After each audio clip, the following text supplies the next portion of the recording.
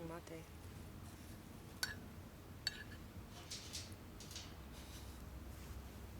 mate.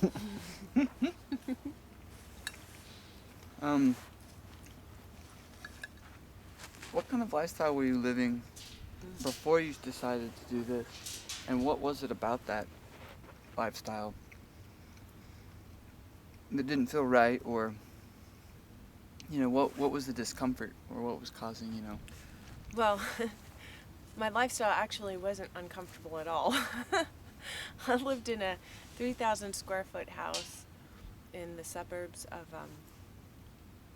North County, San Diego. And actually, the space I had um, was quite magical and beautiful. It actually was quite comfortable. Um, wood floors and travertine and granite island kitchen. I mean, it was really great. Um, and the backyard had a creek running through it with a couple of smaller groves of canary palms that were about 100 years old. So, um, because of my spiritual work, I spent many years integrating the lifestyle of mainstream suburban stay-at-home mom into my spiritual life. So actually, I was quite comfortable, almost too comfortable,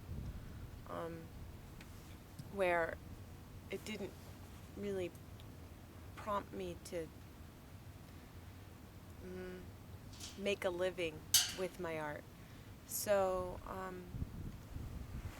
things changed and my family shifted. There was a transition in that with divorce and such. And that opened up a gateway for me to really step out into how I wanted to live my life. And so that's when I started integrating my spiritual work and my as an artist, as a teacher, as just in my philosophy and in my beliefs into the mainstream world. And for a long time, I felt kind of isolated, even though I was surrounded by a good neighborhood and my kids were doing well, and kind of just being a taxi for them and raising my girls. And,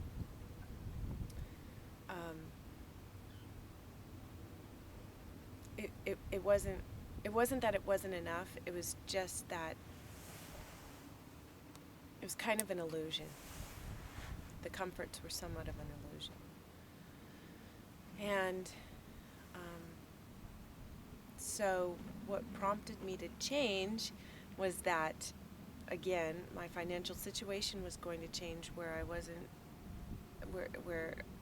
going to be able to depend on that income coming in anymore. And so I just, again, started strategizing on how I could do that, how I can even shift out of what I was doing in the mainstream world in suburbia, North County, San Diego, and kind of push the envelope a little bit.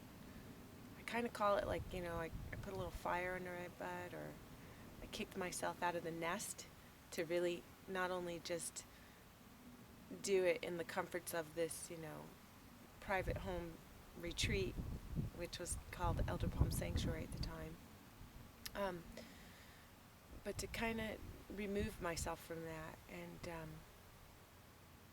and come back, bring back to a lifestyle, put myself in a situation, in a lifestyle where it was a bit more traditional, sort of the ways that maybe my ancestors lived on the land, and in nature, more in nature. Although it was very abundant there, I was ready to move it into a different reality, just different reality. I didn't anticipate that month or something. It started taking me down a road of just stressing out of just how to maintain this house and pay the mortgage, and just the overhead started building up, and so considering how to build, to build with the earth and to build these domes,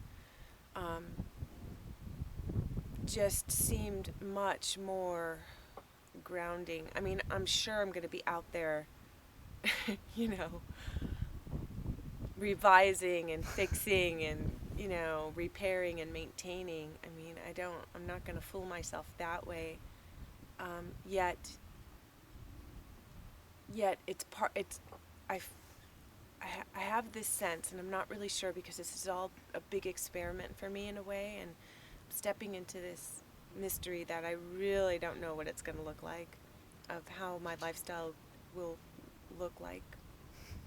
Um, but one thing I feel definitely confident about and know that it's a daily life situation where if I'm out there working on my home or fixing it, it's part of living. It's part of doing. I mean, just being up here on the lot, you know, with the trailer, and there's just a certain rhythm. You know, we prepare with, you know, the fuels that we need and the water, getting the water. It's definitely um, more traditional. It becomes a way of life rather than, okay, all my comforts are here. Now what am I gonna do?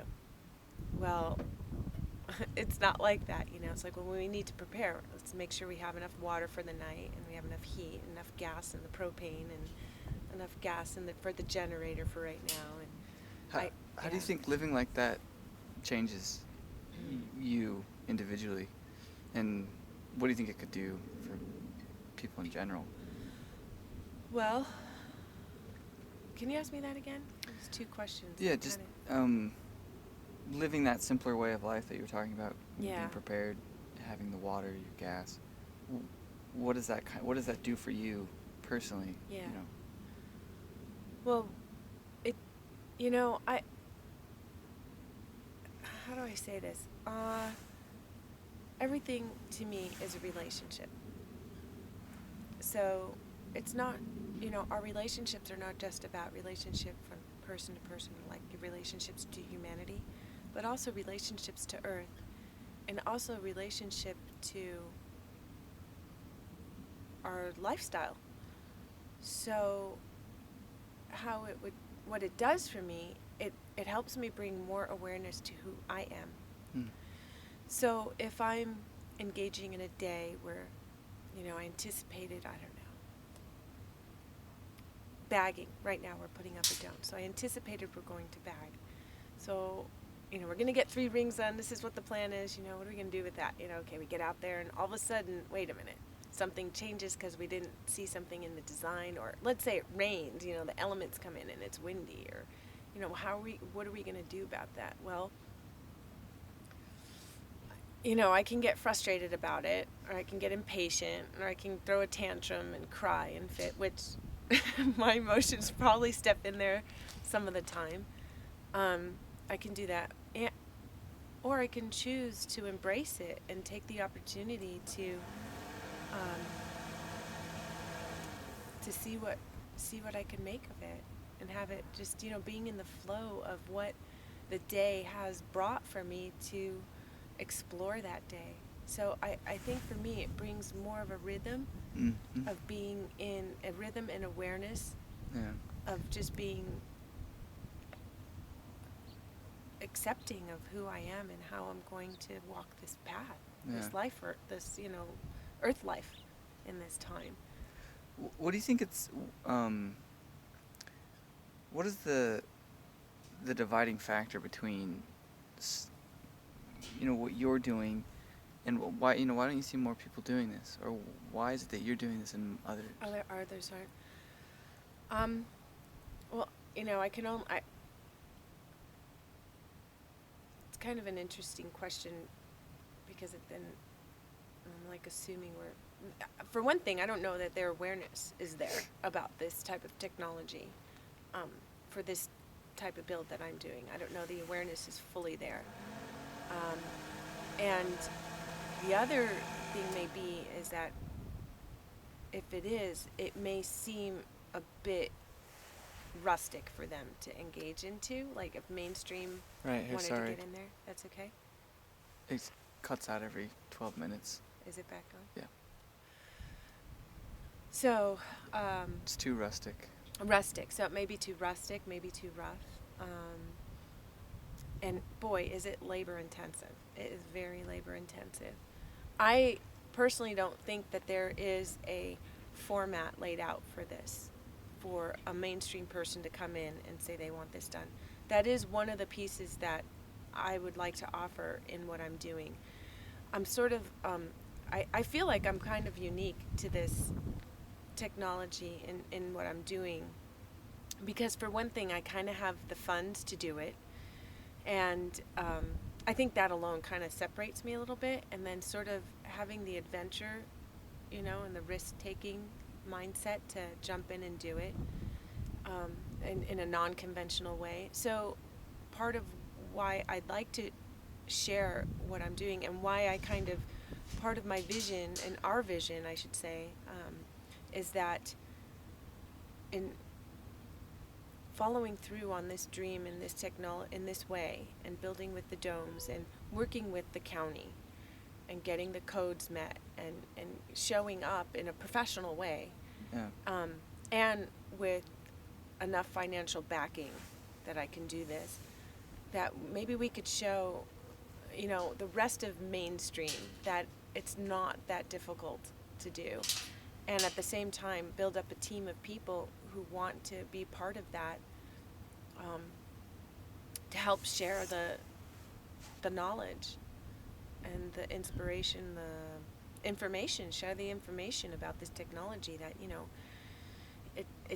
it's cost efficient. You can have, a home, I guess when we're done, on 2.5 acres, I'll have 1,000 square foot home, pretty much off the grid. We'll be a little bit tied in. And let's see, for the cost of maybe 150,000, it's it. Yeah. We'll have it. Well, it'll be ours, and that's without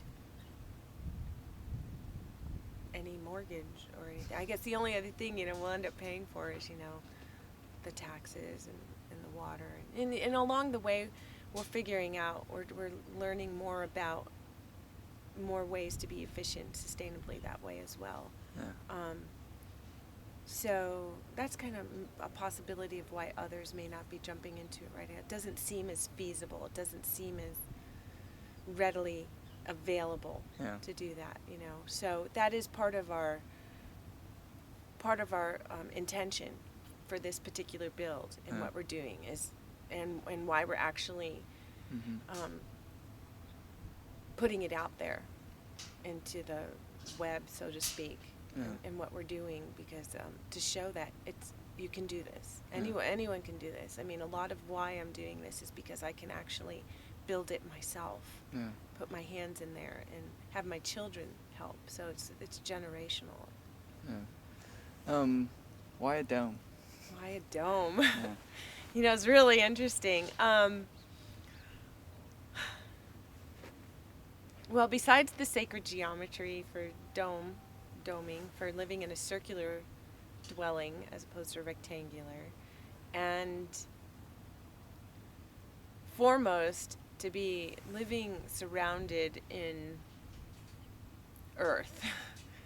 The Super Adobe element really resonates with me. I have such a great resonance for the planet that we walk on as Mother Earth, and boy, to be embraced with her in my shelter, she's just cocooning me, that's sort of the dreamy, like, spiritual side of it. Yeah. Besides that, structural integrity is, I don't know what's the word for it, is just there. It's a strong building. It can withstand the elements of wind and earth shifting, any kind of earthquakes, that kind of thing. The structures of domes have been tested that the structures are more stable when the earth shifts. Than regular. And not that that's my main concern is earthquakes, etc. It's cool. It's just cool.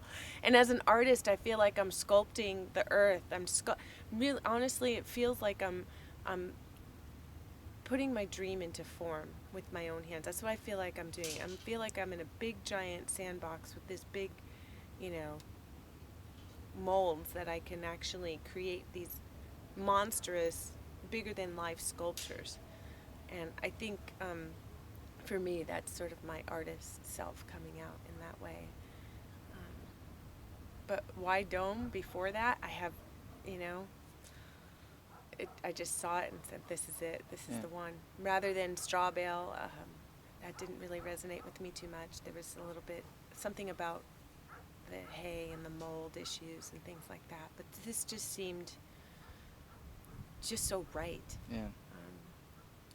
That articulating that right now is not quite coming to me. It doesn't. It's funny because that's exactly what a lot of people have said. You know, I asked them that same question. The response usually is, "I just felt right." You know, it wasn't. They could back it up, you know, with a lot of things, but at the end of it, they're just like, it just feels Yeah. like the right thing to do. So I don't think. Yeah, it's right on, right on line with Yeah. why it seems like everyone else is doing. The people I've talked to, at Right. least. I mean, the carbon footprinting Yeah. and the waste materials that comes from this type of build is so minimal. Yeah. You know, it just all the way around, it just meets my philosophy Yeah. of being in reverence to life itself. Yeah. Yeah. Kind of as a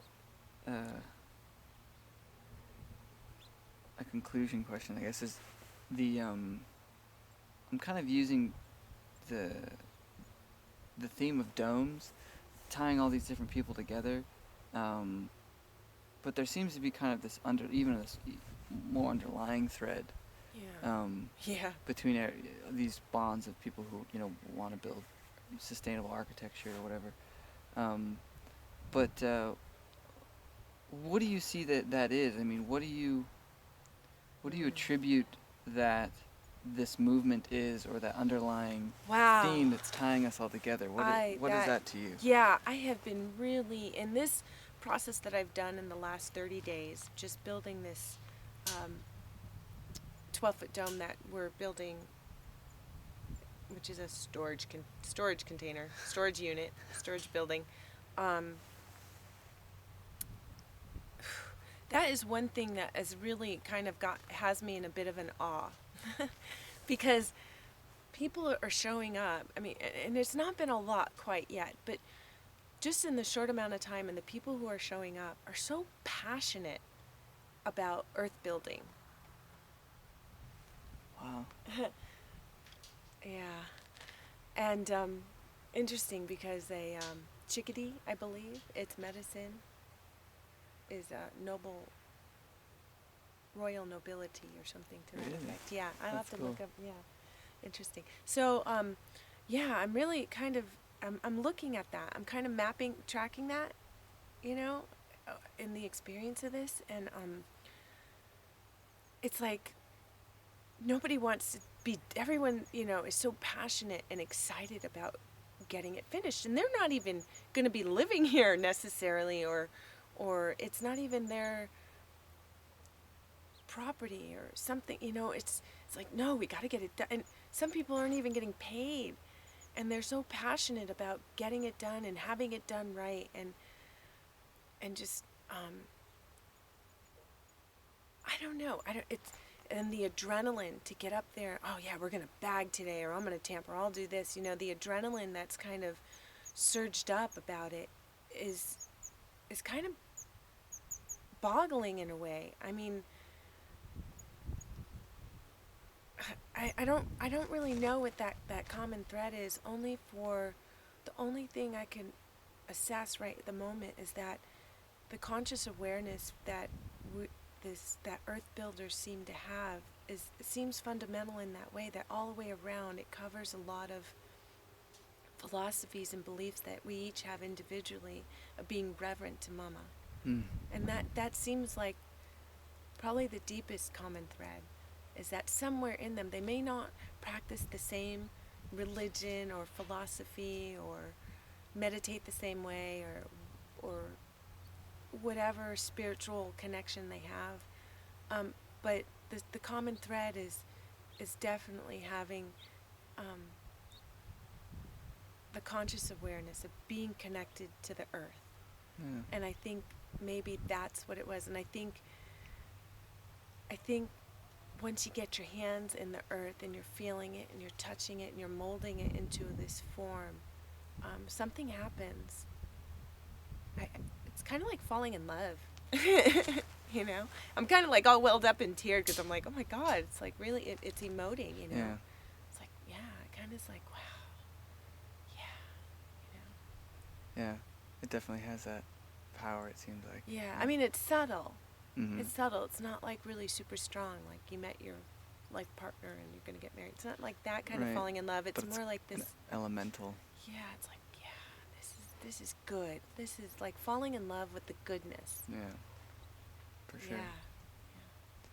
I can't think of anything else. Cool. Unless you want to say anything else. Nope, I'm good. I just really appreciate this time, Jackson. Thank you so much for My pleasure. showing up. Right on. Of course. Thanks. Well, Yeah. you've provided the perfect opportunity for showing up. Nice. Thank you.